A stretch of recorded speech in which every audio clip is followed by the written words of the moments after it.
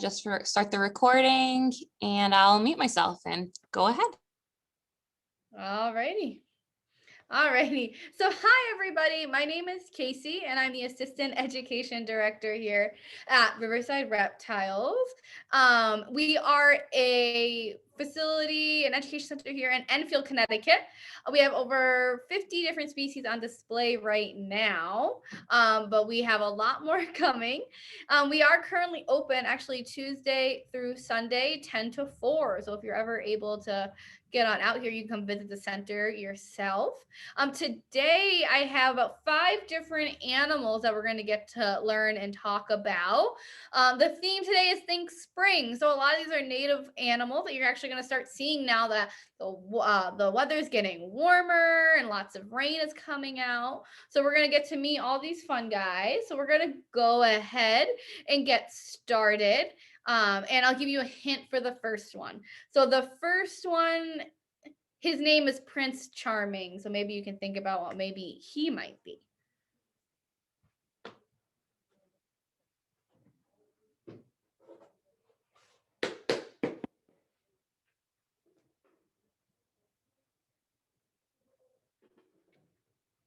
All righty. All righty. So this is Prince Charming. And Prince Charming is a white tree frog. So these guys aren't native to us specifically, but we do have our own tree frogs. We have gray tree frogs here in New England. Now he's a white tree frog, even though he's green. He's just named after who discovered him. These guys live an average of about 16 years. And they can get between 3 and 5 inches. So they're a pretty big tree frog. And they're found in parts of Australia. You're turning around to face me. Parts of Australia and New Guinea, and lots of moist forested areas, because he is an amphibian, which means there's a couple different things that differentiate amphibians from other animals. And one of them is that they're absorbing all their water through their skin. So they actually don't drink water per se, but they'll absorb it through their skins. That's why you always want to be careful when you touch amphibians. So that way, if you have anything on your skin and you go to touch them, they can actually get really sick. So you always want to be careful because they absorb it all through their skin. So you're always going to find them near water or nice and moist areas. So we're going to start seeing a lot more frogs and tree frogs all coming out because of all that nice rain, especially like today. It's a really rainy day. So you might see lots and lots of frogs outside, especially with a nice warmer weather coming. Now, these guys will eat anything that fits in their mouth. They'll, like, say, bugs, spiders, moths. If they're big enough, they'll even eat smaller mammals or other frogs, which I think is pretty cool. And you see how he has these kind of like squishy like feet. They're sticky little hand pads or hands and feet. See my hands sideways? It helps him be able to climb. So specifically trees, or here inside of his tank and enclosure, and how he can hang on to my hand like that. There we go. And these guys are typically this color green. Sometimes they'll be a little bit more green or a little bit grayer, but they can change color going lighter or darker, depending on their mood, if they're trying to hide, if they're angry, if they're happy. He's this nice, bright, natural green, so he's pretty content with himself. All righty. So yes, this is Prince Charming. He's a really cute white tree frog. And just like right now, as the rains are coming for spring, we're going to start seeing more of our own tree frogs here in New England. All righty. So I'm going to put Prince Charming back, and I'll get our next one, which is also another amphibian, and I'll be right back.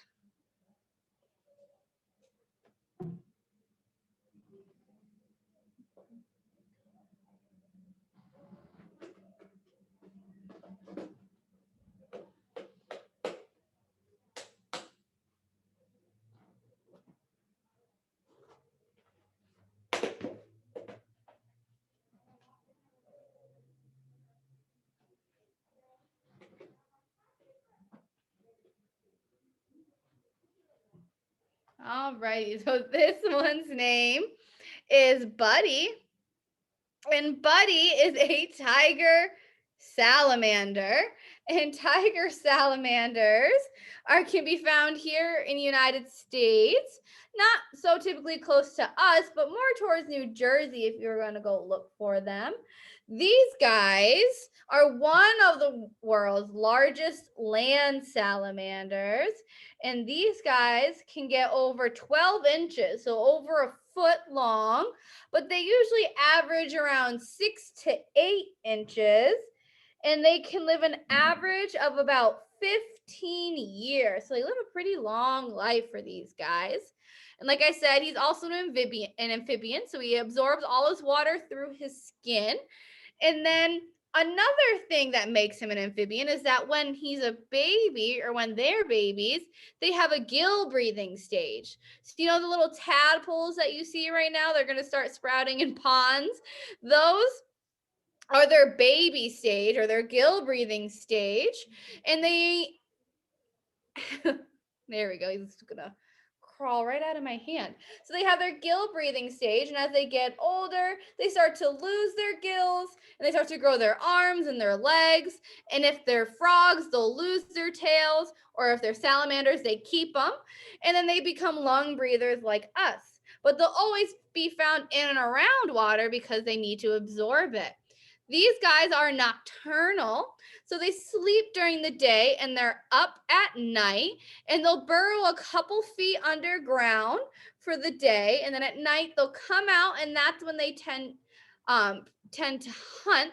And so that's when they'll go and eat. So they eat lots of bugs and worms and fish, or even other salamanders if they can catch them. If it fits in their mouth, it's fair game. And one of my favorite things about salamanders, which is really cool, is that they actually share something in common with sea stars, and that's that they can regenerate limbs. So if he were to lose a leg or an arm, he can grow it back. It won't be as pretty as his original one, like how his pattern goes on his legs. So it might be a different color and look a little different, but he'll be able to regrow his entire limb. It's pretty cool, huh? Alrighty. So I'm going to put this active guy back, and we'll move on to the next one. And the next one is also a native species you might be starting to see. And his name is Nick. And I'll be right back.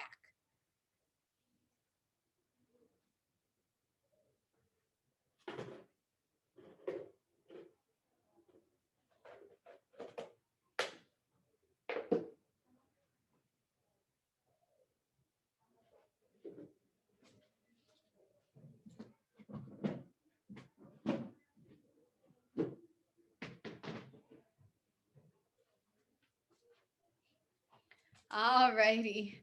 So Nick is a painted turtle, and Nick got his name because he actually has a nick in his shell.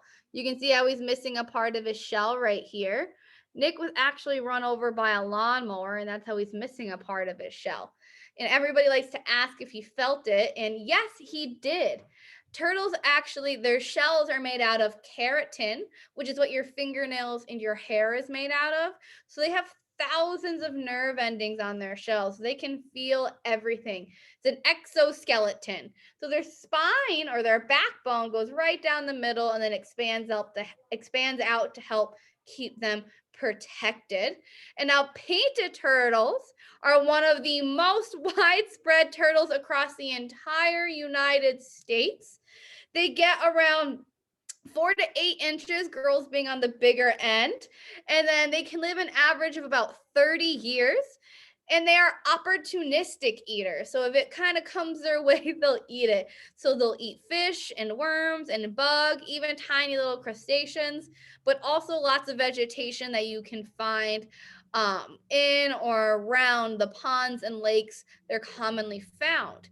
Because he is an aquatic turtle, which means he spends most of his life in the water. That's why he has these cute little webbed feet, because he's a really good swimmer. And you'll particularly find them in the water, but sometimes you might see them out basking on logs or on rocks. And when you come by, they jump back in. The reason why they come out on logs and rocks, or there's a couple. One is they can't regulate their body temperature. So with us, we're warm blooded, right? So we're always 98.6 degrees unless we're sick. Then we can get hotter or we can get colder. Well, with reptiles, they're cold blooded, so they can't control their body temperature. They're whatever temperature it is that's outside. So if he was swimming in a pond and the pond was 65 degrees, he would be 65 degrees. And then if he was too cold, he would get out. He would bask on a log or on a rock in the sun and get nice and warm. And if he got too hot, he would just plop right back into the water. Because they get most of their nutrients like UVA and UVB rays that help them, that keep them nice and healthy from the sun. So he needs to be out, get nice and warm and bask. And little cute little guy. Alrighty. So like I said, you're going to start seeing more turtles looking for nesting sites right now. So if you ever see a turtle crossing the road this way, but there's a pond over there or a lake over there, you don't want to pick them up and put them back towards the pond or lake. They're going that way for a reason. So if you ever want to help a turtle cross the road, you always put them on the side that they were going towards, because they know where they're going. Because it could be a female going to lay eggs, and then as soon as she lays eggs, she'll turn around and walk back to the pond. And then when those baby turtles all hatch, they have homing instincts and they'll just walk right across as well, right to that little pond or lake or whatever water that they're living by. Where do they lay their eggs? So usually if there's a pond, unfortunately, if you drive by, if they build a road near a pond, it always won't be in the pond. They usually bury them a little ways away, but still close enough. That's why sometimes you find them a lot of times crossing the street. There's a pond on this side, then maybe it's heavily wooded on the other side. They're going to go lay their eggs over there and then walk back to the pond. So yeah, so you always want to make sure they're going that same way. And then turtles don't protect their eggs or take care of their babies. So once they were to lay their eggs, that's it. Once they hatch, they're completely on their own. And like I said, they have that natural homing instinct. So when they hatch, they will all walk to that nearest pond or lake or little water swamp or divot that they're living in. Alrighty. So yes, that's Nick. The next one is another native species. And your hint for her, let's say, was going to be that she has no legs. So I'll be right back.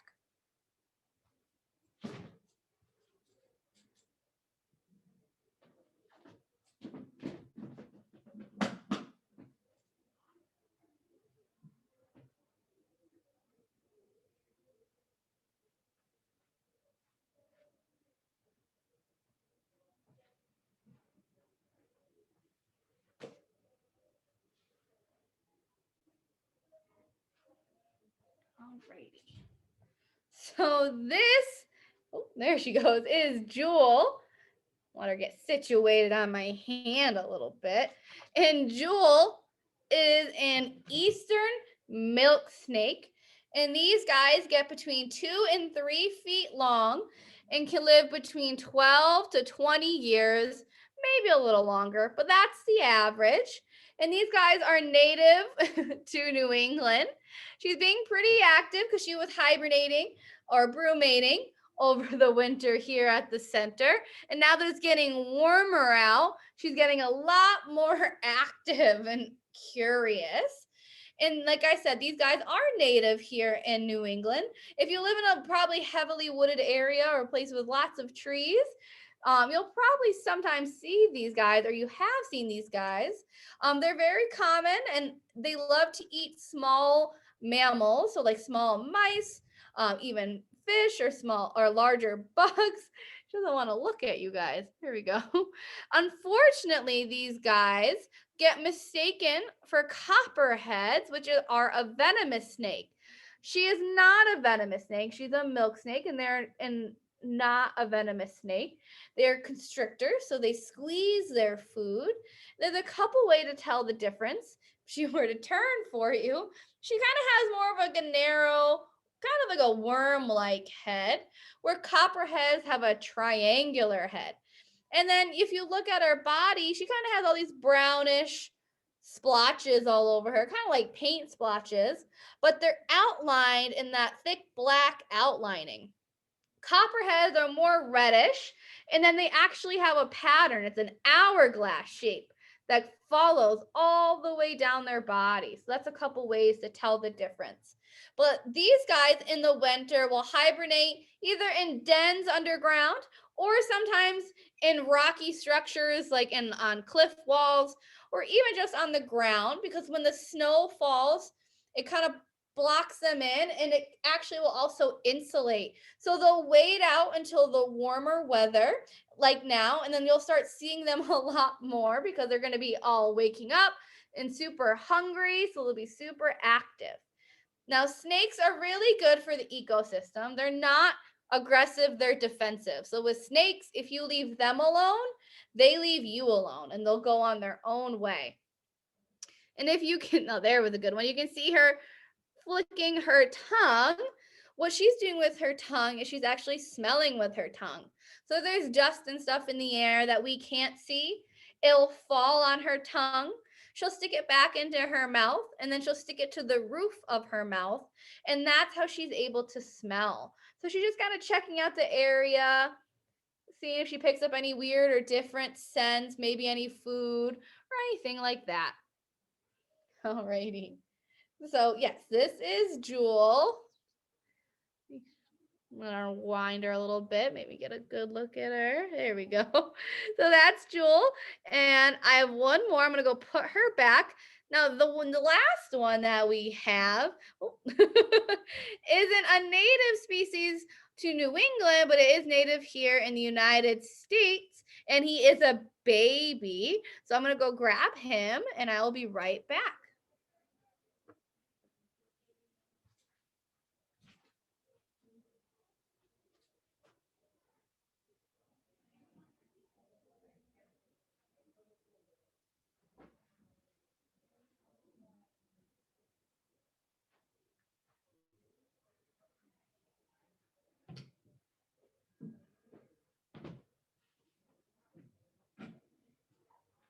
Alrighty. So this is Spike, and Spike is a baby American alligator. And we know Spike is a baby for a couple of reasons. One, because of his size, and two, because he has these nice white stripes that go all down his neck, back, and tail. And those are his baby stripes, and he has those for about 2 years or so, and then they'll start to fade, and he'll turn whatever the color of his feet are, which are normally blacks, browns, muddy greens, to help him blend in with his natural surrounding, which are ponds, lakes, and swamps here in the United States, anywhere from North Carolina all the way down to Florida and all the way over to Texas. They can reach up to 15 feet long and weigh over 1,000 pounds. And they can live an average of about 50 years in the wild. In captivity, they can live just as long as or even longer than humans. And when I say that 15-foot range, those are typically males. Females usually max out around 10 feet, 800 pounds. And these guys actually share something in common with sharks, and that's that they're always growing new teeth. So their jaws are really strong. They can crack turtle shells and break bones. So they're always breaking and losing teeth. So they've adapted to always grow new ones. And they can go through about 3,000 teeth in their entire lifetime. Now, here at the center, we have 3 alligators. We have Spike, and then we have Penelope, who's about 3 feet. And then we have Brenda, who's on display. She's about 8 feet long and around 175 pounds. And her name is Brenda because she's named after Brian's mom, because she's a really good mom. And alligators are one of the best moms in the reptile world. So with most reptiles, they lay their eggs and that's it. They don't take care of the eggs or anything or the babies. Sometimes some animals will protect the eggs, but that's it. But alligator moms protect the egg nest and their babies. So when they're ready to have their babies, they'll find somewhere not too warm, not too cold. They like it just right, kind of like Goldilocks, because temperature can determine if it's a boy or a girl. So they don't want it to be too warm or too cold. So they like a good mix of boys and girls. And then they'll protect their nest so that other animals, for here it would be raccoons probably, but some other animals will dig up the eggs. So they'll actually sit and guard their eggs so that nobody digs them up and eats the eggs. And then once they all hatch, they'll all come out of their nest. And then Spike and his brothers and sisters would kind of cry or chirp, kind of think of like a frog croaking. And then just from instinct, their mom can tell the difference between the cries. So Spike and all his brothers and sisters all hatched, and there were two different moms over close by. Spike's mom would be like, nope, those are all my babies. So I'm going to go over and she's going to open her mouth really big. They're all going to crawl inside her mouth. And then she's going to carry them back to whatever pond or swamp they're living in. And she'll continue to protect them for about 2 years until they're big enough to go out on their own. So they'll live on her back, they'll live around her in the water, or even still in her mouth. And so she'll protect them until they're big enough to go on their own. And that's also why they have the white striping, to help them blend in with like the tall grasses that you can find in swamps and ponds and things like that, so that they're not as easily noticeable. We do have a little question. Where did you get the alligator? So Spike came from another center when he was a baby. Penelope, who's our 3-foot alligator, she was actually somebody's pet. And you can't have alligators as pets. So that's when she was discovered. They contacted Brian, who's the owner, and asked if we would take her. He said yes. So he's had her for a long time. And then Brenda came from another zoo in Massachusetts, the Stone Zoo in Mass. And they ended up not weren't able to keep her because they weren't going to have an indoor enclosure for her. And so they reached out to Brian, and we had just finished our big indoor alligator pond. So we said yes, we will take her, and he was training with her. But yeah, unfortunately down south, a lot of people take the babies and try and sell them as pets down south. But yep, Spike came from another center, and that's how we got him. But unfortunately, yeah, a lot of people take them and try and keep them as pets. And it doesn't work that well, especially because we don't know if Spike's a boy or a girl yet. And if he is a boy, he's going to get close to that 15 feet, over 1,000 pounds. You can't really have something like that as a pet. They're called living dinosaurs, for a reason. But yeah, he is our last one. So do you guys have any other questions, either more about Spike or even the center? You can definitely let him go in the chat. You can ask whatever you like. But I am going to put him back because he was kind of half asleep when I took him out. And yeah, I'll be right back and we can go over some questions.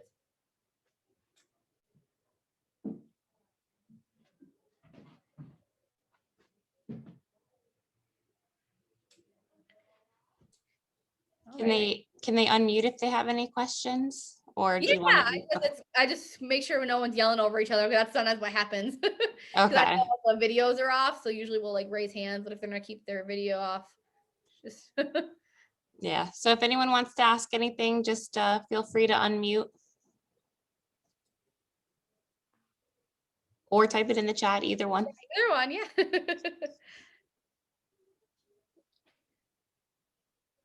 It's hard to imagine that little guy is going to get that big. Yeah, it is. A lot of people don't expect that. He's grown a lot. He's almost doubled in size. I like your hair. Thank you. You have more snakes at the center? Do we have more snakes at the center? Yes, we have lots of snakes. I couldn't pinpoint exactly how many, but I can go off of what we have on display right now. We have reticulated pythons, anacondas, king cobra, Vietnamese blue beauties, spitting cobra, eastern diamondback rattlesnake, a western diamondback rattlesnake, a green mamba, gaboon vipers, eyelash vipers, emerald tree boa, rainbow boa, cottonmouths, banded rock rattlesnakes, black rat snakes, copperheads. We just got a timber rattlesnake in. We have Burmese pythons, and then assortments of king snakes and milk snakes and other types of rat snakes and boas. Yeah, we have a little over 50 different different species on display. Right now it's just the reptiles. So we have our turtles and tortoises, our lizards and our snakes on display. And right now we're about to finish up our turtle paradise, which is you'll be able to go outside and like see all like the tortoises outside. We have a big turtle pond going on outside. And then we're also adding 2 more big exhibits. We're adding an amphibian corner, so lots of tree frogs and bullfrogs and salamanders. And then we're also adding a bug cave. So we have lots of bugs. So we have like beetles and cockroaches and spiders and tarantulas and scorpions and all of that. So there's a lot more coming. But yeah, we have on display right now, if you were to come, we have a little over 50 different species of, and they're all reptiles. Can I see some? Why do you have so many amphibians? Amphibians? Well, we don't have that many. Actually, we have white tree frogs, we have red-eyed tree frogs, and we have mossy green tree frogs. And then the tiger salamanders and bullfrogs. We only have like about 5 different types, maybe 6 if I'm forgetting somebody. But we're going to be getting more when the amphibian corner opens. But Brian likes his amphibians and his bugs. He's the owner. He has big cockroaches with wings that I'm not a fan of, but he loves bugs and yeah, all of those. Yeah. So that bug cave is going to be pretty intense.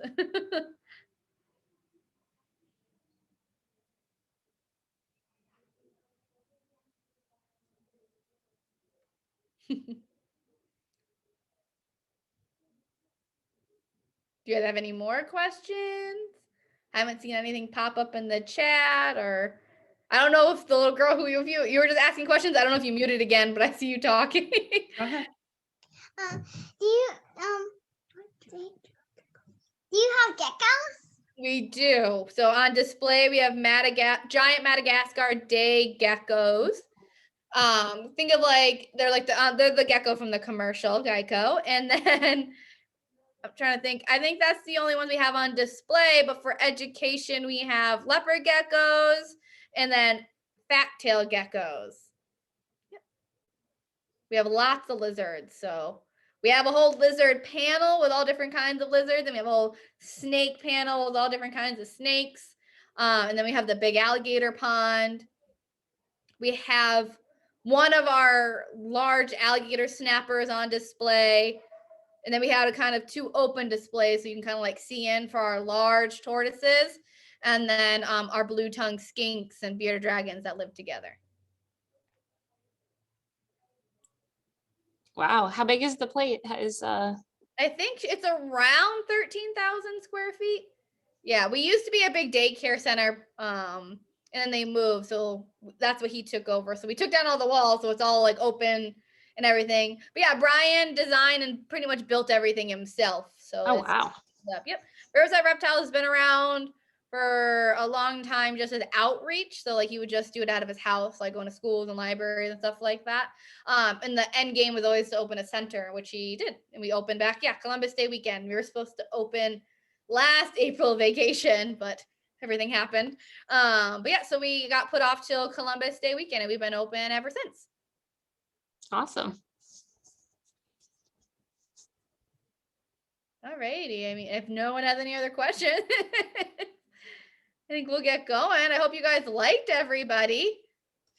Yeah, that was awesome. Well, thanks for everybody for coming. I appreciate everyone that joined in for this. I hope you're all enjoying your break. And once again, I just wanted to thank the nonprofit Ballheads who donated the funds so that we could have Riverside Reptiles here. They are a organization that works with students and student athletes and teaches them how to apply mindfulness to their lives, and also helps them with community service outreach as well. So if you have a teen who needs community service, definitely reach out to Ballheads. All right, everyone. Thank you so much for coming. That was great. Oh, Devaney was a very active participant. Yeah. Thanks so much for your questions, Devaney, and everyone in the chat too. Thank you. I'm glad you guys enjoyed it. You're welcome. Thank you for having me. I hope you guys have a good rest. I know it's a rainy day, but I hope you guys have a really good weekend. And then maybe I'll see you guys at the center. All righty. Have a great day, everybody. Bye. Bye.